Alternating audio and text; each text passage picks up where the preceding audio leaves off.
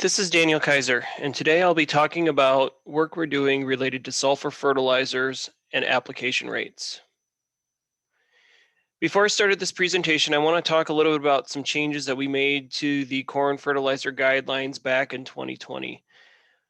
Some of you know we made some changes back in 2015. In 2020, the major change we made was adding in drainage categories to our fertilizer guidelines, specifically highlighting situations where we see sulfur responses for corn in poorly drained soils, recommending sulfur rates ranging from 5 to 25 pounds based on the organic matter concentration.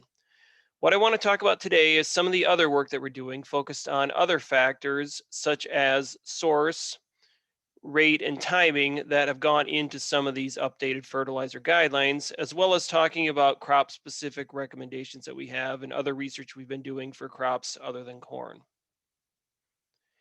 So today what we're going to be talking about are considerations for sulfur application. The first thing I'm going to be talking about is source of sulfur, which is very important when you're selecting or determining what you want to do for sulfur fertilization. Crop response to sulfur, rate of sulfur, and finally I'll be wrapping up with a few slides talking about time of sulfur application. Source of sulfur is probably one of the major considerations that you need to be making when it comes to your fertilization program. What we know is sulfur is taken up as sulfate, so the plant will not take up any other forms or will take up only possibly minor forms of organic sulfur, but the majority of the sulfur taking up on a yearly basis is in the sulfate form. The fertilizers you're buying may contain sulfate and also elemental sulfur.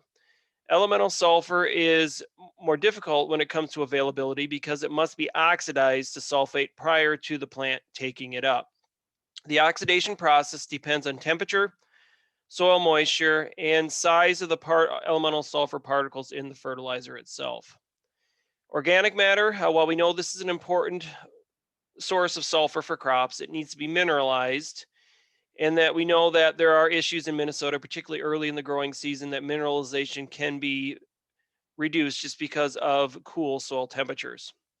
And then the final source is manure. The availability itself is not well known. What we assume right now is roughly 65% of the total sulfur in manure is available the first year of application.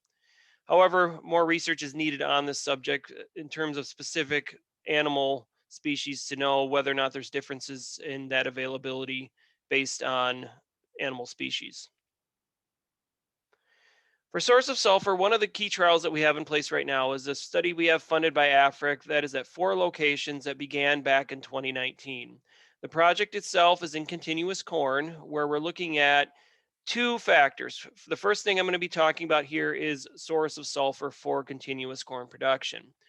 Within the study, we have 4 sources of sulfur. The first is a control or a no sulfur. So we're looking at comparing plots without sulfur to Tiger 90, which is 90% elemental sulfur with 10% bentonite product that's commercially available. Potassium sulfate, which is our sulfate form we're comparing.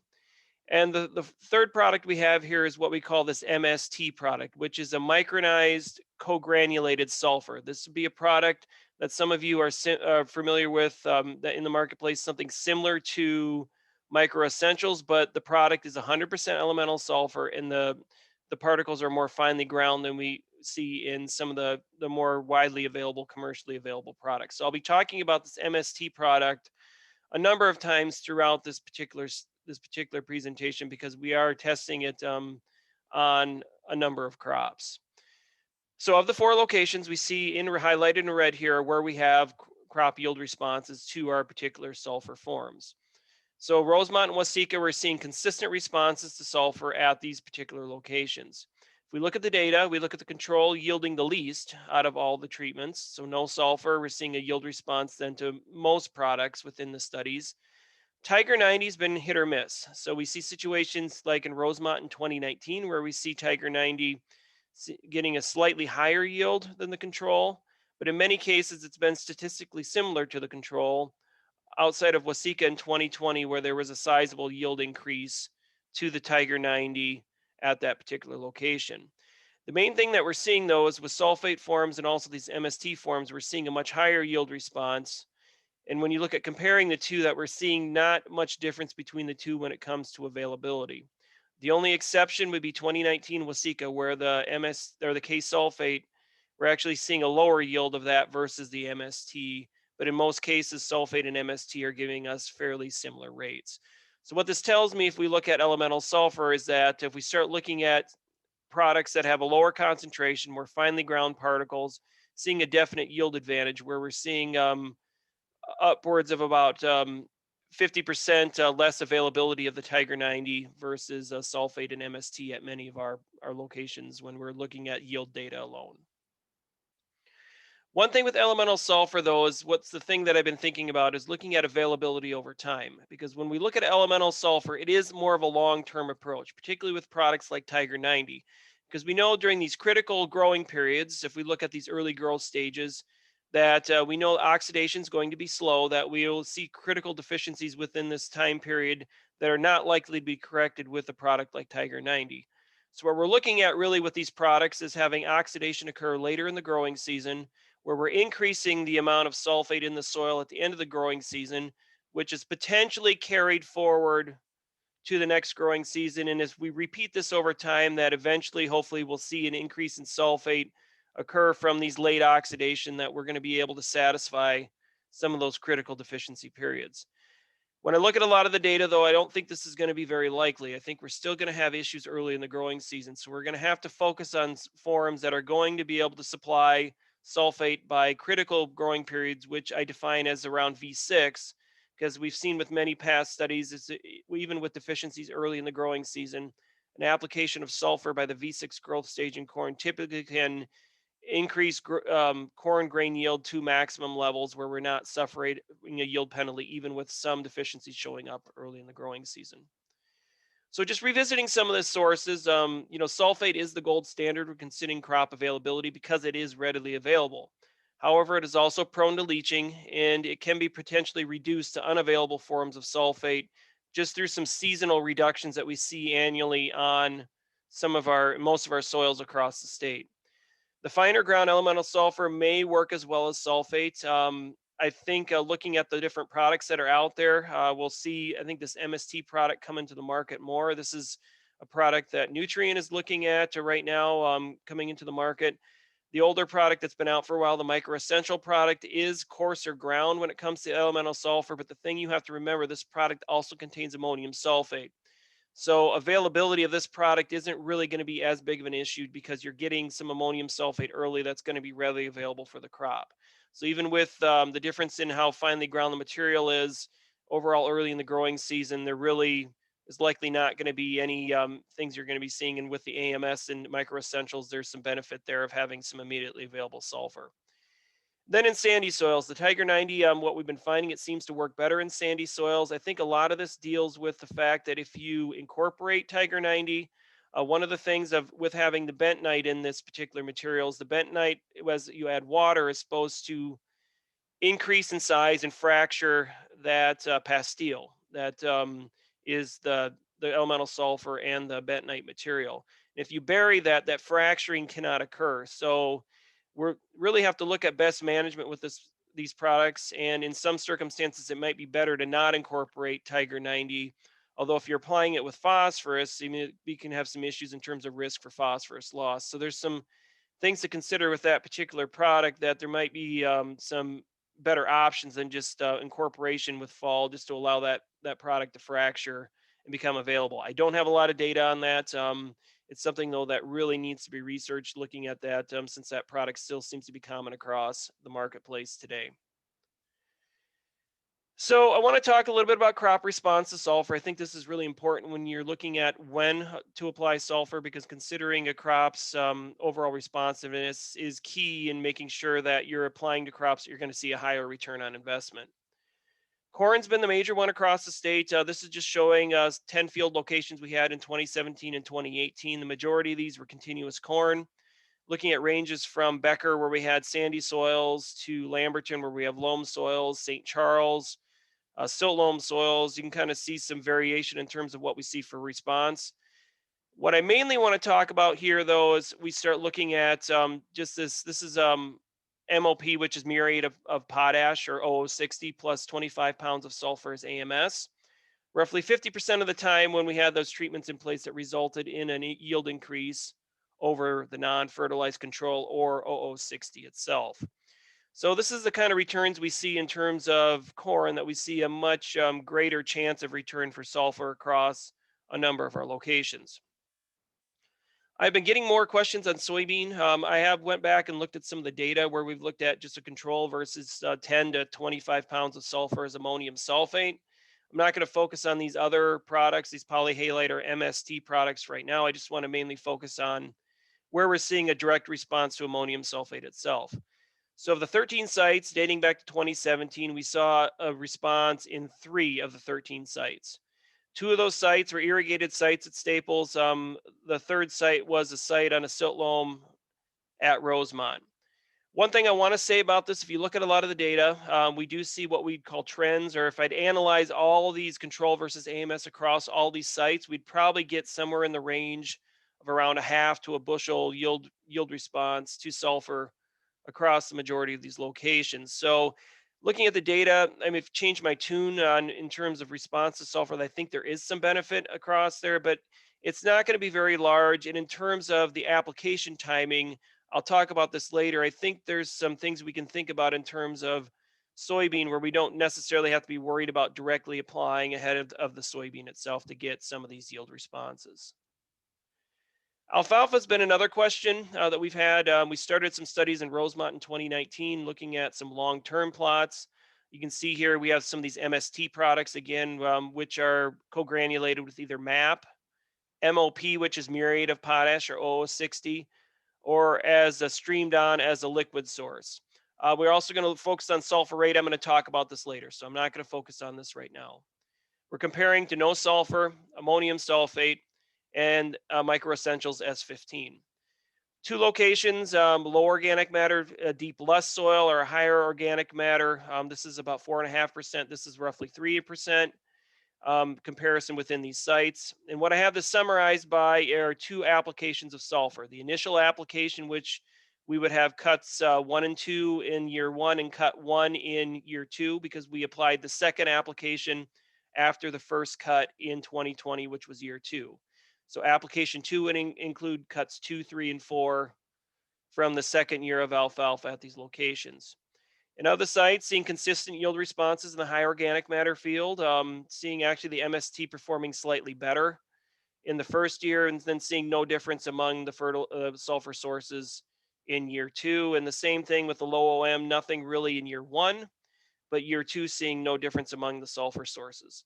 So we look at overall increases, we're looking at roughly about 1,200 pounds per acre increase in alfalfa yield at the low OM based on for sulfur, and then about 500 to 600 pounds for the high OM. So seeing benefits in both locations from some sulfur application, not quite as much though in the high organic matter. And it's what I would expect to see is greater deficiencies in situations where you have alfalfa being grown on 3% or less organic matter soils. So again, I'm going to come back to the rate data because I want to talk about this when we talk about sulfur rate. So rates, this has been one that I've been looking at more and more, trying to look at optimal rates. There is a lot of flexibility based on what I've been seeing with sulfur, but I'm just going to show you some instances kind of where we can target or really hone in on some of these rates based on some of the data we have. So going back to that Afric study, that current one in 2019 and 20, we have the 4 sources, which includes the control, applied over 3 rates, so 5, 10, and 20 pounds of sulfur. Of the locations, the only site that we saw rate responses were at Becker, which is interesting because source wasn't significant at that location. But in the 2 years we had, and in 2019, we saw a higher yield of 20 pounds of sulfur regardless of source. And in 2020, it was 10 pounds or more gave us the maximum yield potential regardless of source. The only other site with a significant response was 10 pounds, gave us the highest yield response at Waseca, which this is consistent with what I'd recommend for corn on medium and fine textured soils is a minimum of around 10 pounds of sulfur to the acre. Versus sandy soils, we're looking at 20 to 25. So this is pretty consistent with the recommendations we have at this point in time. And then Rosemont, again, seeing a responsive source but the 5 pounds appeared to be enough at this location. As we go along, though, this might change. So that's one of the things with having the long-term studies. I can see long-term whether or not we need consistently that 10 pounds or 5 pounds is enough. I have looked at some different options in the past. This is looking at some situations in continuous corn, looking at organic matter concentrations less than 4% versus greater than 4%. Looking at some different options of application where we're looking at ammonium sulfate broadcast, ammonium thiosulfate broadcast after planting, to simulate something that might be in with a weed and feed program. Then finally, ammonium thiosulfate banded with the planter to the side of the row. The main thing about these different application methods, we didn't really see a whole lot in terms of differences across the site that would consider to be overly significant.